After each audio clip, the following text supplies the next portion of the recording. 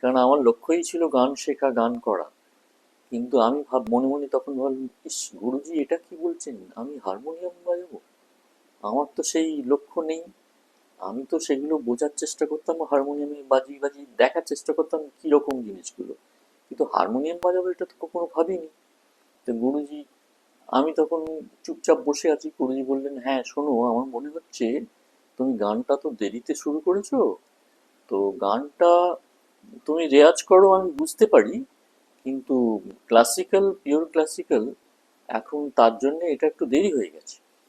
আর তুমি গান যেরকম রেয়াজ করছো করবে, তুমি ভজন, গীত বা রাগ প্রধান এসব তুমি পারবে গাইতে, তোমার গলার আওয়াজও ভালো, কিন্তু কমপ্লিট খেয়াল গাইবার তোমার একটু অসুবিধে আছে কিছু, সেটা আমি দেখছি, 1.5-2 বছর দেখছি তো তোমাকে। তো তুমি যদি হারমোনিয়াম বাজাও তুমি পারবে, আমার মনে হচ্ছে গানের থেকে ভালো হবে।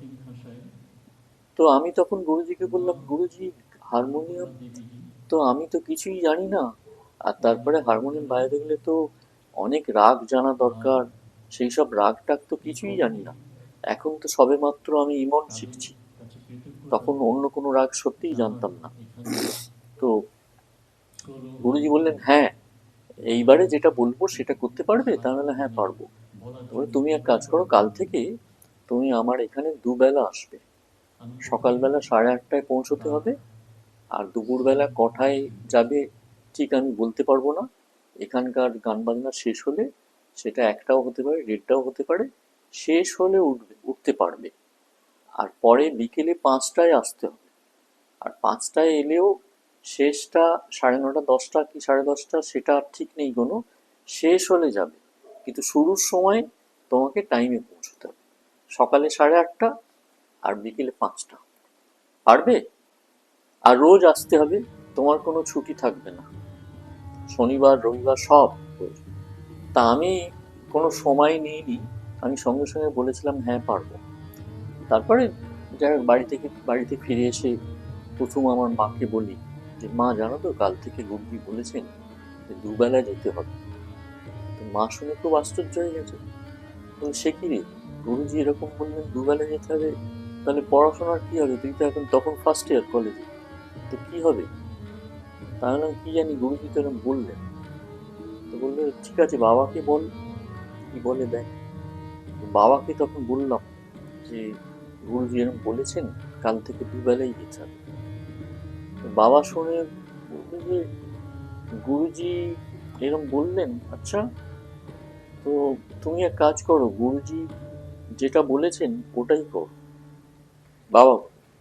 কেন, বাবা গুরুজিকে একটু বেশি জানতেন, সেই সময় গুরুজির যে খ্যাতি বা গুরুজি যে গান করতেন, বাবা আমার থেকে অনেক বেশি জানতেন। তো সেই কারণেই হয়তো বাবা ভেবেছেন যে গুরুজি একজন আহ, বেশ আহ, ভালো মাপের গাইয়ে, আর তারপরে ওনার অনেক পরিচিতি, তো ওনার ভাবমূর্তিটাও বেশ ভালো সঙ্গীত মহলে, সেই অনুযায়ী হয়তো বাবা বলেছে হ্যাঁ ঠিক আছে গুরুজি যেটা বলেছেন সেটাই করো। সেই পরের দিন থেকে দুবেলা যাওয়া শুরু হলো। আর সব থেকে মোস্ট ইম্পর্টেন্ট যেটা হলো, আমি প্রথম দিন পরের দিনই যে গেলাম গুরুজির কাছে সকালবেলা 8:30টায়, সেই দিনই গুরুজি দুটো একটা কথা আমাকে বলেছিলেন, সেটা আমার কাছে পুরো জীবনের শিক্ষা হয়ে গেল।